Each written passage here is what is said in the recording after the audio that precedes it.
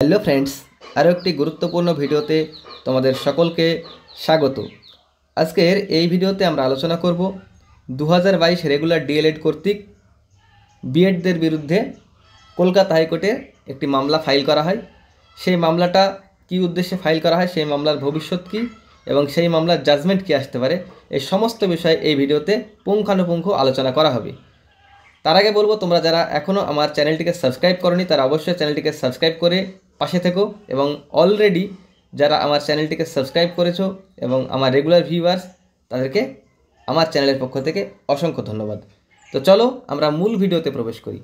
মূল ভিডিওতে প্রবেশ করতে গেলে প্রথমেই বলতে হয় এই কেসটা কী নিয়ে হয়েছে। এই কেসটা কিন্তু 2022 সালে যে টেট এক্সাম হয়েছিল সেখানে বিএডরা অংশগ্রহণ করেছিল, তার বিএডদের টেট সার্টিফিকেট বাতিল করতে হবে এই মর্মে মামলা করে রেগুলার ডিএলএড টেট পাস ক্যান্ডিডেটরা 2022-এর।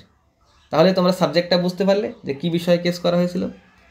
তাহলে এই কেসের ভবিষ্যৎ কী হতে পারে বা জাজমেন্ট কী হতে পারে সেটা যদি আমরা আলোচনা করি, এই কেসের ভবিষ্যৎ অবশ্যই সার্টিফিকেটকে কিন্তু বাতিল করার সম্ভাবনা প্রবল। কেন? বিএডরা টেট পাস করেছে বা বিএডরা টেটে অংশগ্রহণ করেছে যে গেজেটের ভিত্তিতে, সেই গেজেটটাকে কিন্তু সুপ্রিম কোর্ট বাতিল করে দিয়েছে। 2018 সালের গেজেটে বিএডরা প্রাইমারিতে অন্তর্ভুক্ত হয়েছিল, কিন্তু 2018 সেই গেজেটটাকে সুপ্রিম কোর্টের জাজমেন্ট অনুযায়ী বাতিল করা হয়েছে। এবং তোমরা যদি এনসিটির কাছে আরটিআই করো তাহলে তোমরা দেখতে পাবে 2018 সালের গাইডলাইনকে কিন্তু ফলো করতে বলা হয়নি। তার মানে 2018 সালের গেজেটটাকে কিন্তু এনসিটিও বাদ দিয়ে দিয়েছে। তো তাহলে যেই গেজেটটা বাতিল হয়ে গেছে, যেই গেজেটের ভিত্তিতে টেট এক্সাম দিয়েছিল বিএডরা, সেই গেজেটটা যদি বাতিল হয়ে যায় তাদের সার্টিফিকেট কীভাবে ভ্যালিড হয়? সেখান থেকে একদম স্পষ্ট বোঝা যাচ্ছে যে সার্টিফিকেট কিন্তু বাতিল হচ্ছে। এবার তোমরা এখান থেকে একটা আমাকে কোশ্চেন বারবার করছো, দাদা 2014 সালের টেট এক্সাম দিয়েছিল, তারা টেট পাস করেছিল, পরবর্তীতে ডিএলএড করেছে, করে তারা কিন্তু রিক্রুটমেন্টে অংশগ্রহণ করছে বা চাকরিও পেয়ে গিয়েছে, তাহলে 22-এরটা হবে না কেন? দেখো, 2014 সালের টেট এক্সামের এলিজিবিলিটি ক্রাইটেরিয়া কী ছিল? শুধুমাত্র উচ্চ মাধ্যমিক পাস, 50% নিয়ে উচ্চ মাধ্যমিক পাস করলেই টেট এক্সাম দেওয়া গিয়েছে। তার মানে কি, তাদের যে গাইডলাইন ছিল এনসিটি, সেই গাইডলাইন অনুযায়ী তারা সেই টাইমে এলিজিবল ছিল।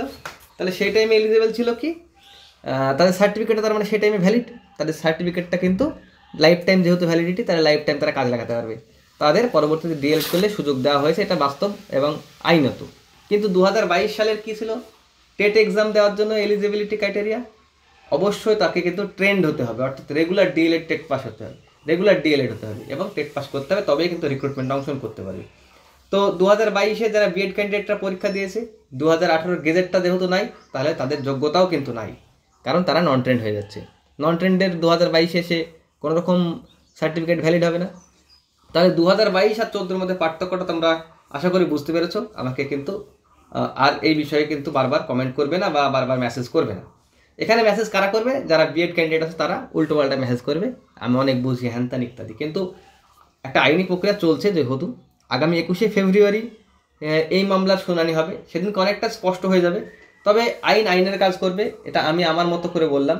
আইন যেটা ভালো বা যেটা সত্য, আমার বুঝতে ভুল হতে পারে, অবশ্যই আমি এটা বলবো বারবার যে আমার এই ছোট্ট মস্তিষ্কে বুঝতে ভুল হতে পারে, কিন্তু যেটুকু বুঝেছি সেইটুকু তোমাদের সামনে তুলে ধরার চেষ্টা করেছি। ভুল ত্রুটি মার্জনীয়। আর অবশ্যই তোমরা কমেন্ট করো, নেগেটিভ পজিটিভ যার যেটা মনে যায় অবশ্যই কমেন্ট করতে পারো, এ নিয়ে আমার কোনো রকম দুঃখ নেই। কমেন্ট করলে আমার চ্যানেলটা কিন্তু অবশ্যই রিচ বাড়বে। তোমরা নেগেটিভ কমেন্ট যত পারো করো, অসুবিধা নেই, ঠিক আছে? আমি তাদের জন্যই এই ভিডিওগুলো করি যারা আমার রেগুলার ভিউয়ার্স এবং যারা আমার ভিডিওগুলো দেখে এবং আমাকে আমার ভিডিও পছন্দ করে এবং আমার ভিডিও থেকে উপকৃত হয়, ঠিক আছে? তাদের জন্য আমি কিন্তু ভিডিওটা করি। হ্যাঁ, তো তোমরা যারা আমার ভিডিওতে নেগেটিভ কমেন্ট করো, তারাও আমার ভিউয়ার্স, তারাও আমাকে উপকৃত করছো, প্রত্যক্ষ পরোক্ষভাবে করছো না তা না, তাদেরকেও আমার চ্যানেলের পক্ষ থেকে অসংখ্য ধন্যবাদ। তো চলো ভিডিওটা এখানে শেষ করি। Thank you.